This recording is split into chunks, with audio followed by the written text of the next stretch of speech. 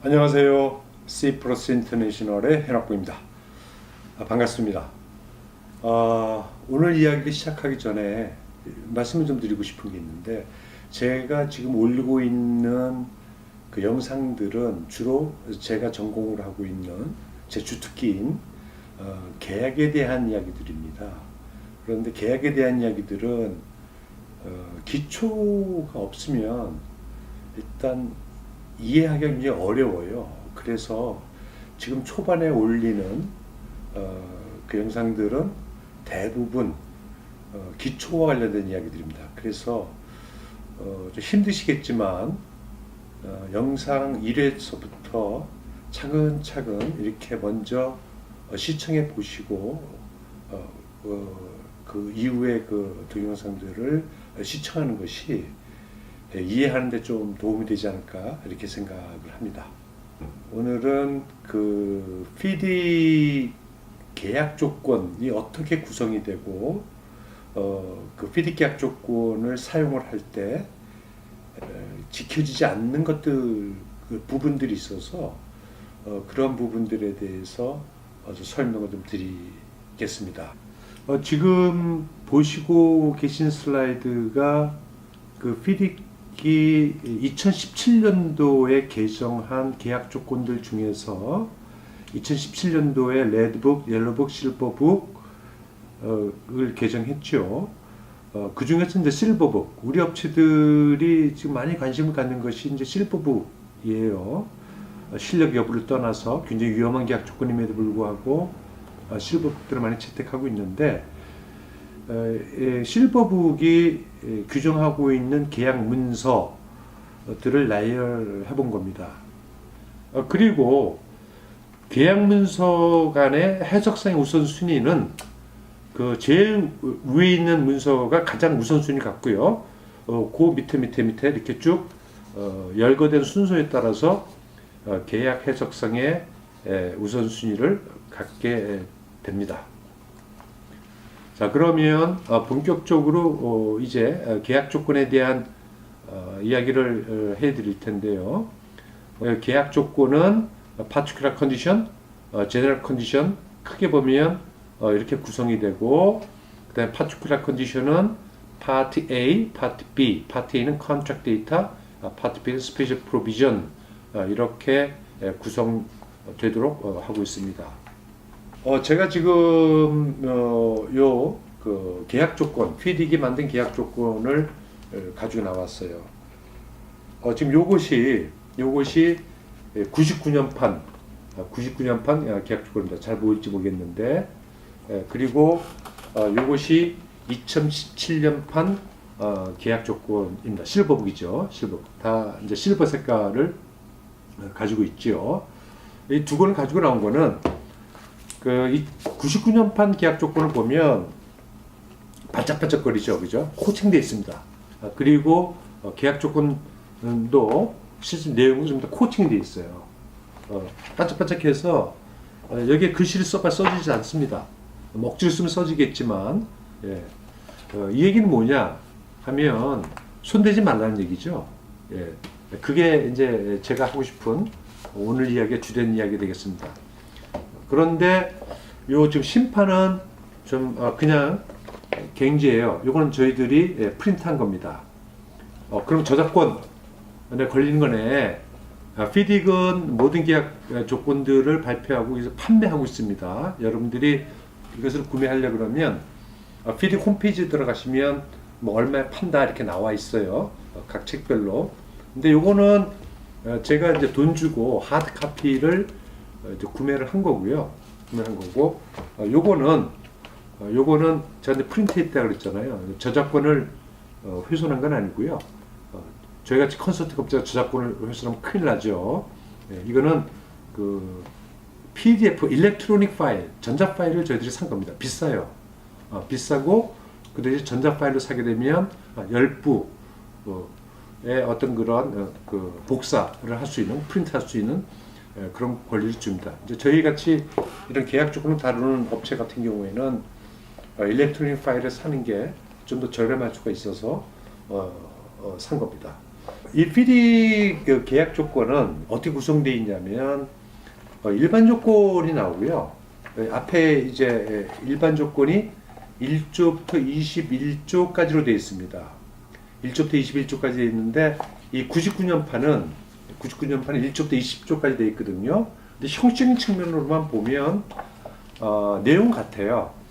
1999년판의 20조가 클레임하고 디스퓨트 세틀먼트, 분쟁 해결을 같이 묶어서 했었는데 요 심판에서는 그걸 나눴어요. 그러니까 심판에서 20조는 클레임만 다루고 그 다음에 21조에서 분쟁 해결을 다루는 그걸 나눠놨다. 그 대신에 클레임은 99년판에서는 발주자 클레임과 시공자 클레임을 조항을 나눠놨었거든요.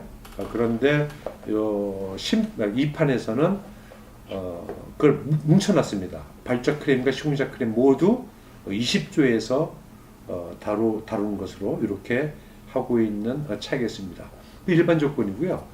그 다음에 이제 contract data, particular condition, contract data 하고 special provision 이렇게 구성하도록 되어 있다고 하는데 그 contract data라고 하는 것이 뭐냐면 그 일반 조건, 그 FIDIC의 일반 조건은 아까 말씀드렸듯이 손대면 안 된다 그랬잖아요. 예, 손대면 안 된다. 이거는 그 FIDIC이 이 계약 조건 처음 만드는 게 57년도예요. 벌써 50년이 넘었잖아요. 예. 그 50년 동안 최고의 전문가들이 만들어 놓은 계약 조건입니다.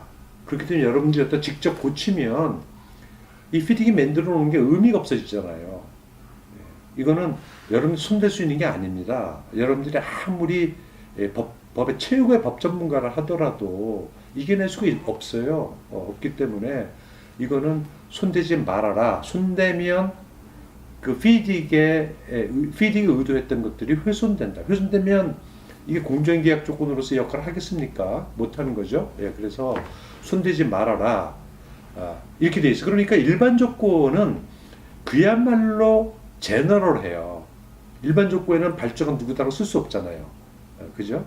예, 그리고 시공자 누구다 쓸 수 없고 공사 기간도 며칠, 뭐 몇 년 쓸 수 없잖아요. 각 프로젝트마다 다 틀리고 그 다음에 그 발주자들이 요구하는 것들이 다 틀릴 수가 있잖아요. 그렇기 때문에 일반 조건은 그런 것들을 아주 일반화해서만 표현하고 있습니다. 그리고 그 일반 조건에서 표현하지 못한 것들을 별도로 모아서 거기에서 표현해라 이렇게 하고 있어요. 그것이 바로 contract data라고 하는 겁니다. 그래서 그 contract data라고 하는 것들을 뒤에 이렇게 쭉 모아놨어요. 모아놨는데 이것도 몇 장 굉장히 많습니다. 그러니까 일반 조건 1조부터 21조까지가 있는데 그 조항들에서 그 정의하지 못하는 것들, 규정하지 못하는 것들을 전부 다 contract data로 밀어놨다. 이렇게 생각하시면 됩니다.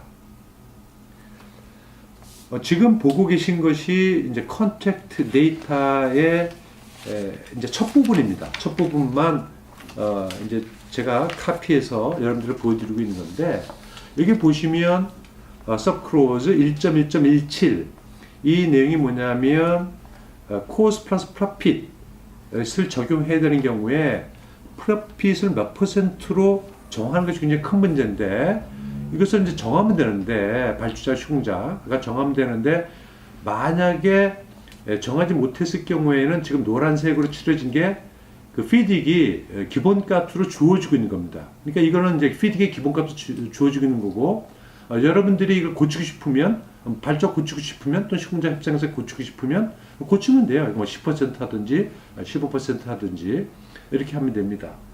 그 밑에 있는 것은 1.1.24조항에 나와 있는 건데 이것은 하자 통지 기간을 며칠로 할 거냐. FIDIC은 기본값으로 365일을 주어주고 있는데 이것도 고치시면 돼요. 합의도 고칩니다.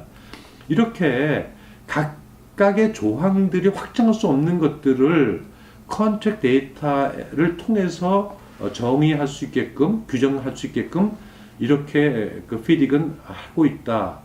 이런 이야기입니다. 이러니까 이 contract data가 완성되지 않으면 FIDIC 일반 조건만 가지고는 작동이 안 된다는 겁니다. 그래서 컨트랙트 데이터는 무조건 작성이 되어야 될 그러한 문서이다라고 하는 것을 여러분들이 이해를 좀 하셨으면 좋겠습니다.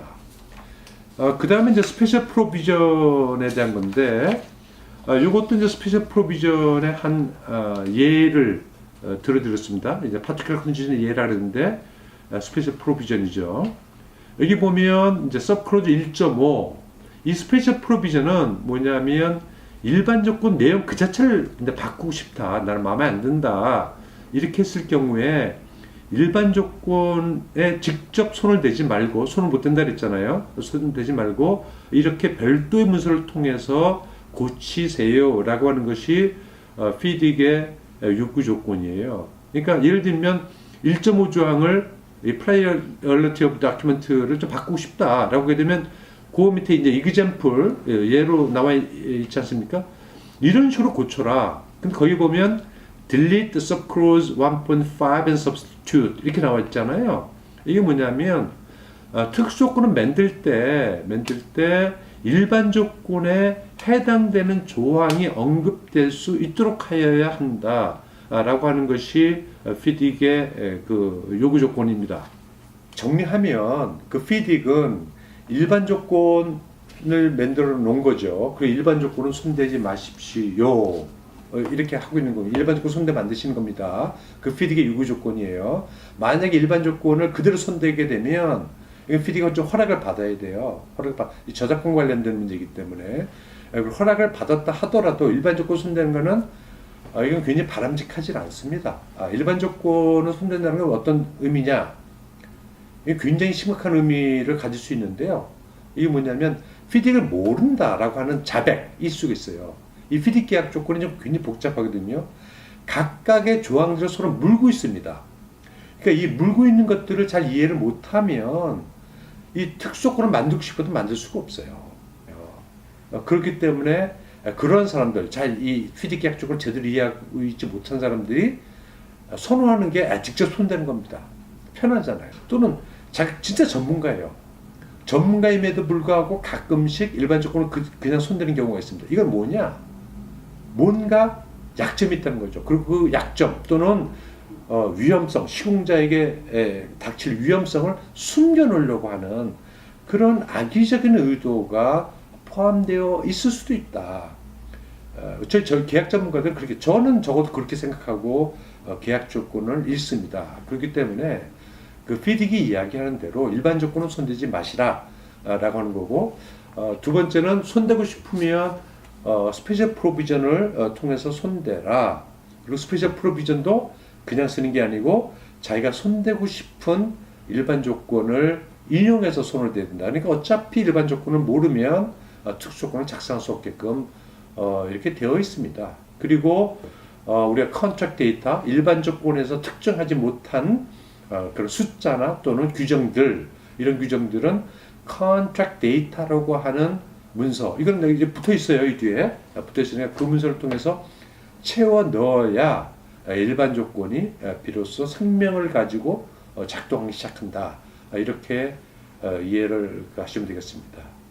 오늘은 FDIC 계약 조건의 구성, 그리고 우리가 유의해야 될 점에 대해서 말씀드렸습니다.